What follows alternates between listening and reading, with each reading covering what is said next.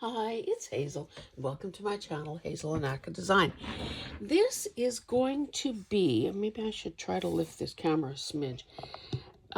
This is going to be part 3 in the using up hankies and small embroidered linens series.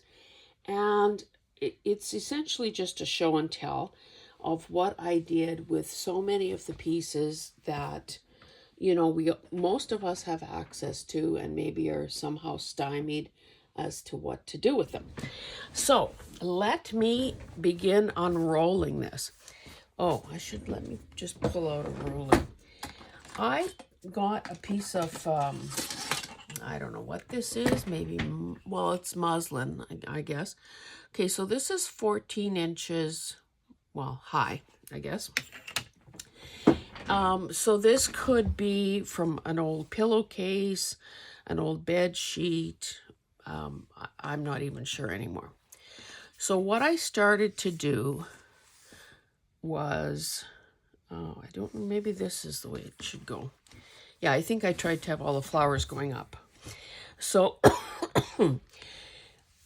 what you hopefully can see is that some of these bigger things were pieces that I got, that I was able to keep intact. Some of them, like this piece here, I would have, sort of cut relatively close to it. Maybe I'll lift it up and you can see that it's kind of a loose weave as well. So you will see that, there's some repeating pieces. The background fabric, like this, is quite a tightly woven linen. Some of these, or maybe they're all machine embroidery, but they're also lovely. So what I did was I began pinning these things down. Now, because this thing ends up being really long, it seems to me I did it mostly spread out on my ironing board and used my, that mat I've shown you that's wool, because then I was able to pin through it, pin through the layers without, it just makes it easier for the pinning. So I kept adding those pieces and filling in where there were blanks. And then I realized, well, this still looks like something is missing. So that's when I began covering some of those blank spots, either with this little floral ribbon, I guess, for lack of a better word, or trim. And you can see I have it in a variety of colors. So I've got blue, green, yellow, and I think there's pink somewhere as well. And of course, I was hoarding that as well. I don't think it's particularly precious or old, but it's one of those things, if you don't have it front and center, it's easy to forget you have it and whatever. Some of these pieces are really quite thin. Some of them came off linens that were really in sad shape, and maybe all I could salvage was, 3 little flowers or 4 little flowers. This, I don't know. I can't remember what that embroidery stitch is called. That came off something. Well, off this. So this piece here is all one. And I think I have a second one here.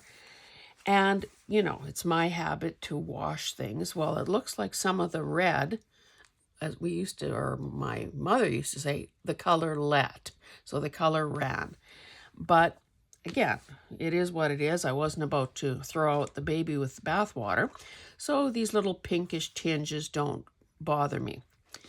This woven trim here with the little embroidered flowers and the yellow border was something that Kim had shared with me that she found when we were thrifting last year in Manitoba.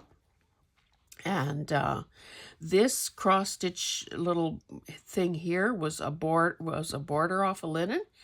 So I used, and here's another piece of it. So I used those things in a variety of places for continuity and also to cover some of the raw edges Of course, when I'm salvaging them off a piece, you can see that I left that about 1 inch wide. Now, there would have, if I wouldn't have put those little flowers down, that would have been 1 inch of just white. Not that there's anything wrong with this, with white or with having, white areas, because it is a resting place for the eye, as well as this is a very bright and springy, summery type look as far as I'm concerned.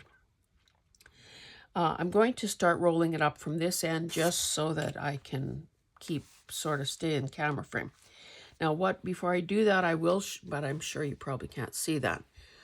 What I did first of all was zigzag around the edge, and I then, just using a straight stitch, I just began sewing around and around and around till I essentially, got to the middle, which is, maybe about 1.5 inches apart. And then there's some more curvy, random sewing because there were parts that were sticking up and needed to be stuck down. It is a while since I did this. It doesn't feel like I used any glue, which I think, it adds to the challenge of keeping it all together, but it also keeps it from getting kind of crusty and, with hard places in the middle. I also tried not to be too skimpy and really, stretch my materials as far as possible. But maybe you can see that in a place like this is actually, this little triangle here, and this, no, not that. This little triangle here is actually the backing fabric. So, if I ever decide to add more to this, that might be a place to put an embroidered motif or whatever. But because I was essentially using white on white, I can also get away with it, and, no one would be the wiser. So I'm just going to begin rolling this up so I can reveal a bit more. Now, unfortunately, with the limitations of, camera frame and all that, you won't be able to see the entire thing all at once. But you can see what I'm talking about with repeating elements. So the little braid repeats, this red thing repeats, the little flowers repeat, as well as some, you can pick out which linens came from the same, whether it was a tablecloth or whatever. And here's that other great big piece, and I ran that horizontally. You can see that there are a number of threads. Again, I see that is lifting. It looks like I glued down this little trim because I did that after I did the sewing.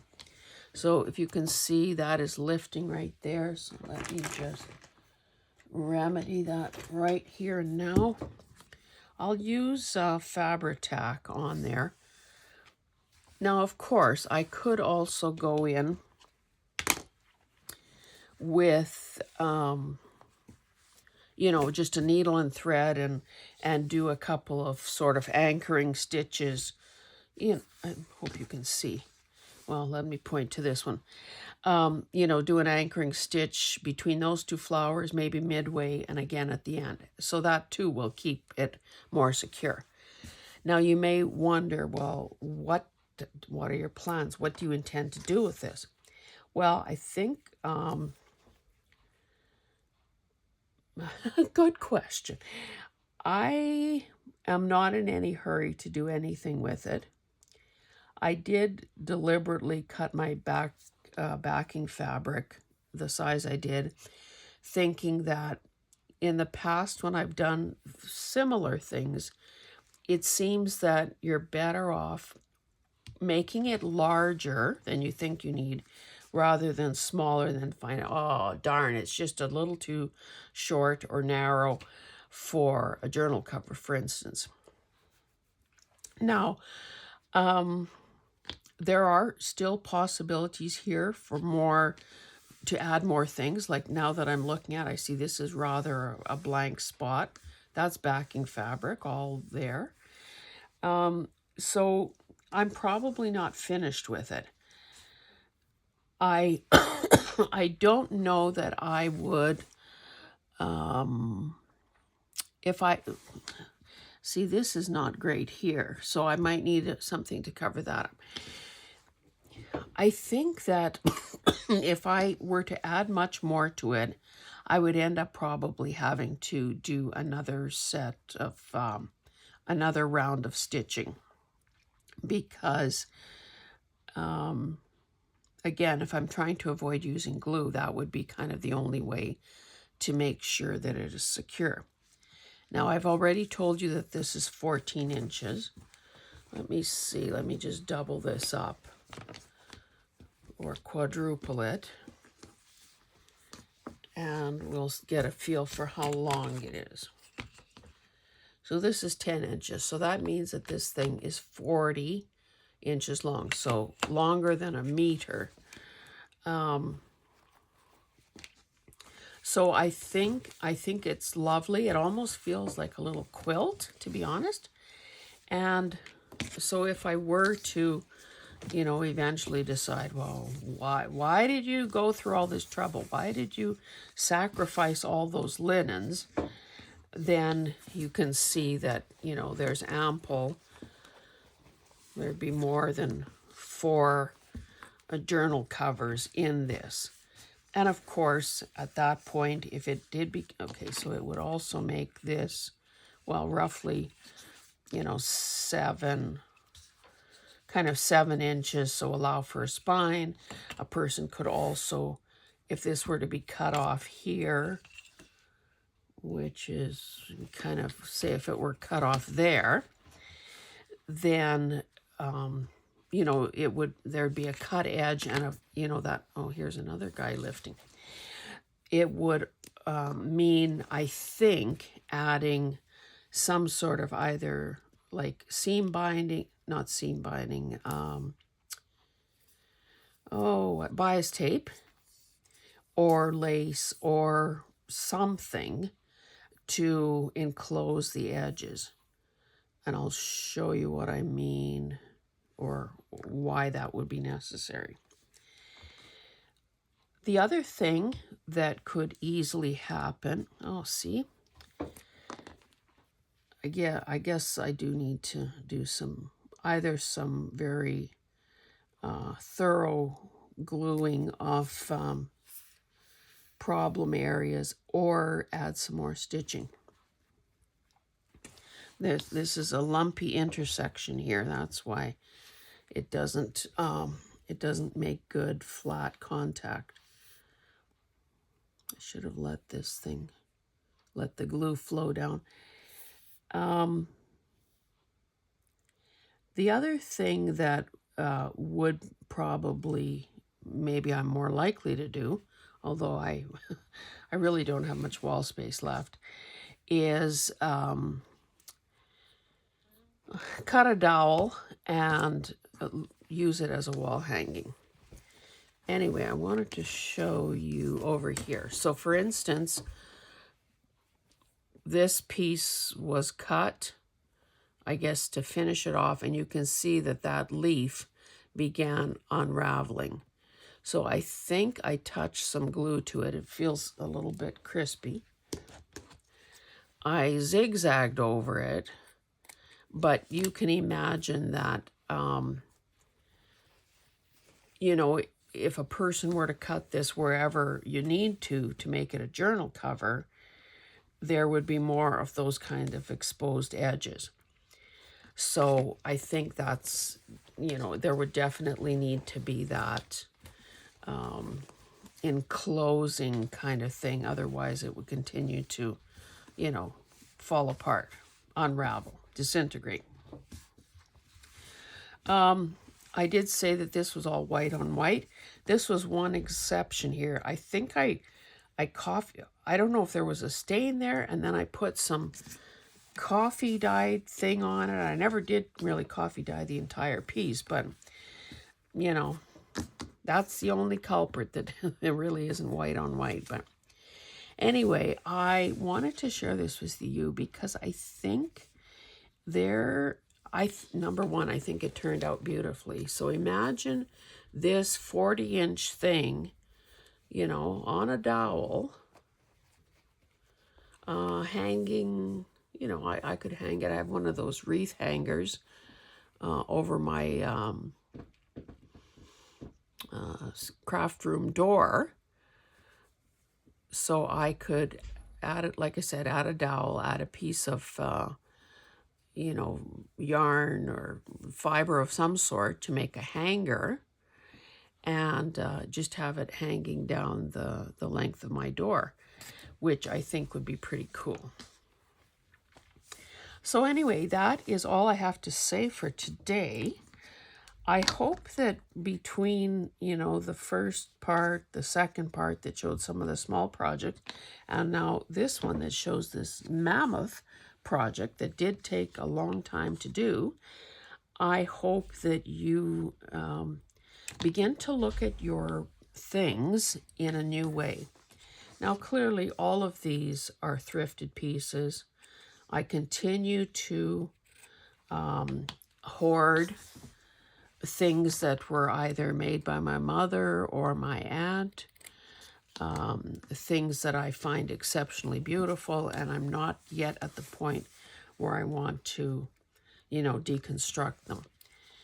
And frankly, that's okay.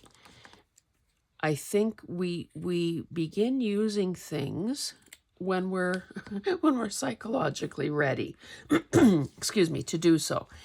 And until then, it's okay, because who knows? Maybe there will be a generation coming behind us that will say, yeah, I like mom's or grandmother's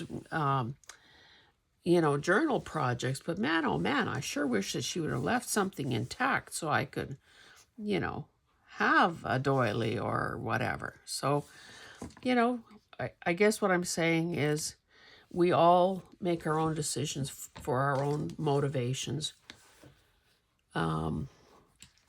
So don't let anyone make you feel guilty if you're hanging on to something. Don't feel any pressure to do things before you're ready. Let me restate that. Don't let anyone pressure you into doing something before you're damn good and ready, because that's totally your choice. Anyway, guys, thanks so much for joining me. And I still have a bunch of, linens and hankies and so on to use. So I guess don't be surprised if there is a part 4 at some point. In the meantime, I hope that this causes you to look at your own stuff through new eyes of possibility. Anyway, thank you, and we'll see you in the next one. Bye.